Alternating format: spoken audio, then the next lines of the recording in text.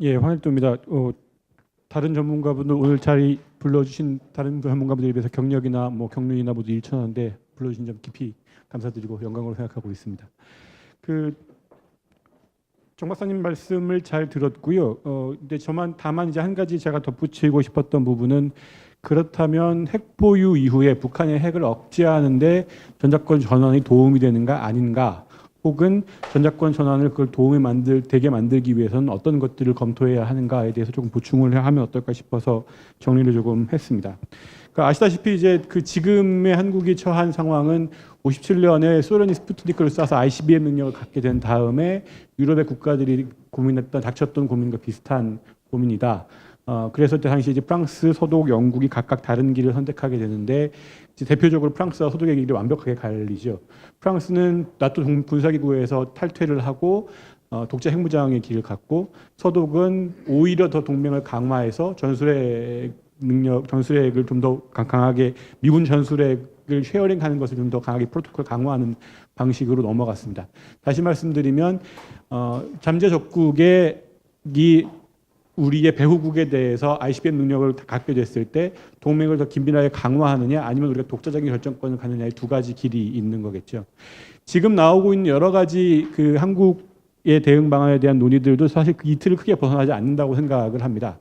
그래서 지금 독자적 억제 능력을 갖겠다, KNPR을 비롯한 한국의 독자적인 억제 전력을 구축을 하겠다라는 것은 당연히 전작권 전환이 전제가 되어야만, 그렇게 해서 미군으로부터는 별도의 독립된 의사결정 구조와 지휘체계를 갖고 있어야만 북한이 한국도 두려워하고 미국도 두려워하기 때문에 둘 다를 두려워해서 계산을 복잡하게 만들어서 억제 효과를 늘릴 수 있다라는 계산을 아마 바탕에 깔고 있는 것 같습니다. 다시 말씀드리면 프랑스가 얘기했던 이원적 억제랑 상당히 비슷한 논리죠.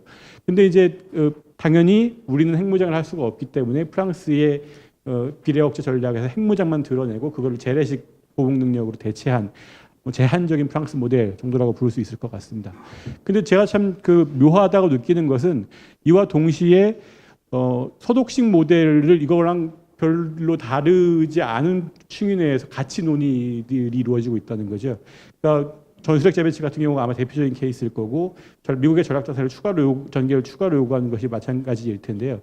그러니까 엄밀하게 따지면 이것은 동맹에 더 타이트하게 붙고 동맹과 하나의 일치된 지휘체계와 의사결정 구조를 가짐으로써 전쟁의 양상을 가급적 조절하는 데 포커스를 맞춘 억제 방식입니다. 그러니까 동맹에 대한 관계도 다르지만 억제의 목표가 다르죠. 프랑스식의 모델은 적군이 한 발이라도 방아쇠를 당기면 우리는 무조건 대량으로 응징보복하겠다. 핵이든 아니든 간에 대량으로 쏟아 부어서 상대를 절멸시키겠다.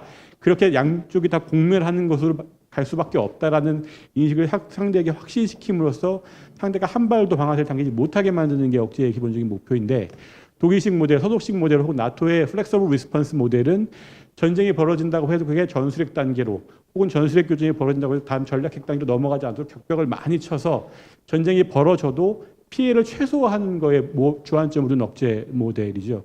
양 모델은 사실 억제 이론으로만 따지면 양립하기가 상당히 어렵습니다. 왜냐하면 서로 트레이드오프 효과가 있기 때문인데요. 그러니까 상대가 한 발이라도 쏘면 우리가 대량으로 응징보복할 거야 라고 얘기를 했는데, 그 다음 단계에서 우리가 전쟁의 격벽을 단계를 못 넘어가게 한다고 그러면 이거는 서로 앞뒤가 안 맞는 얘기가 되는 거죠. 다시 말씀드리면 이거를 이제 한국의 상황에, 남북 간의 상황에 적용을 해보면, 북한이 한 발이라도 쏘면 우리는 대량 보복을 할 거야 라고 얘기를 했으면 정말 한 발 쏘면 대량 보복을 해야 됩니다. 그러면 북한은 자기들이 한 발이라도 당기는 순간 대량 보복이 올 거라는 걸 알기 때문에 핵을 사용하기가 훨씬 더 쉬워지는 환경, 핵 사용을 결심하기가 훨씬 더 쉬워지는, 핵 사용을 결심할 수밖에 없게 되는 환경이 만들어지는 거죠. 반대로 서독식 모델로 가게 되면 상대가 우리가 아무리 그렇게 세게 얘기를 해도 상대는 북한은 어차피 우리가 그런 식으로 확 끌어올릴 수 없다는 걸 알기 때문에 격벽을 많이 쳐서 다음 단계로 넘어가지 않는 것이 우리의 목표라는 걸 알기 때문에 그 억제가 먹힐 리가 없게 되는 겁니다. 이렇게 두 가지 목표가 충돌하는 부분이 분명히 있게 되는 거죠.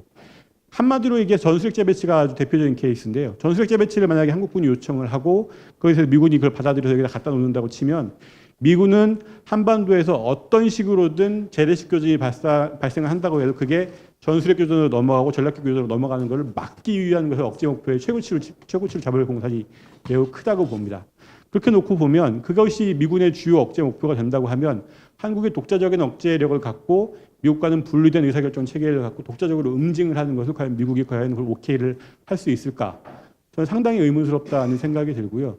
이 두 가지 억제 목표 혹은 동맹의 체계 내에서 이 두 가지 목표를 어떻게 갈 것인지를 미리 결정하지 않으면 전자권 전환에 대한 논의는 상당히 무의미해질 수밖에 없지 않나라는 생각을 하고 있습니다.